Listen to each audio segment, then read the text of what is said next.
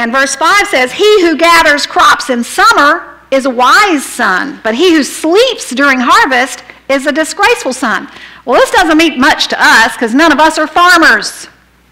But you know what? In order to harvest, you must first plant. Now, I'm going to tell you, being a farmer back in those days was rough. Being a farmer out in Colorado is tough. I tell you, if you don't have equipment, it's hard to do. But our pioneer forefathers had to struggle to farm. They had to clear the rocks out of the land. And you know what? Rocks keep popping up. You won't believe this, but rocks kind of get squeezed out of the earth and up to the surface all the time, continually. And so every time you have to farm out west, you have to literally move the rocks out of the way.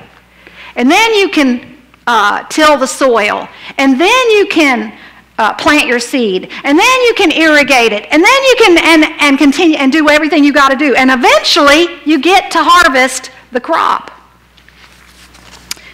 But there are people who are so foolish that they would sleep in and miss the harvest. Right? Let me tell you, there's a time to reap and a time to sow and a time to reap. And we need to be available and prepared because God gives us opportunity. We may not be farmers, but he gives us opportunity to sow and to reap. I've told people who are looking for a job, who are finding a difficult time finding a job, first of all, treat looking for a job like a job. Get up every morning, get dressed, and go. Go do.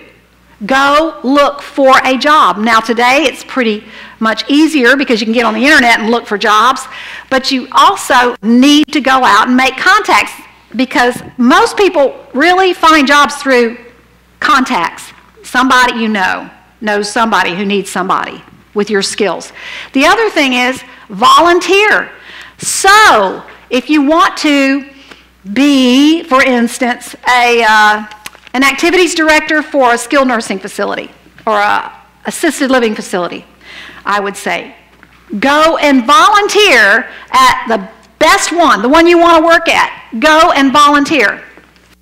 And when they need somebody, they'll know you. You see, that's sowing. It's sowing. And then eventually you get to reap the harvest or the reward. Amen? You don't get anything for free. All right, the price, Vince Lombardi, all the young people have never heard of him. But for us old folks, Vince Lombardi was the NFL coach, won 2 Super Bowl championships. He said this, he said, the price of success, there's a cost for success. People want success. And really, this is in every area of your life, whether it's your walk with God, in your marriage, and in your relationships with other people, and in the workplace. The price of success, it does cost you something. It is not free. Is hard work. Hard work.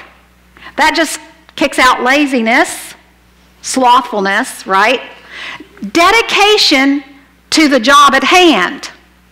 Sometimes we get caught up in the future or we get held back by our past, but we've got to focus on the job at hand. What do I have to do today? And let's get it done. What is it going to take to get the job done, right? And also, the determination that whether we win or lose, we have applied the best of ourselves to the task at hand.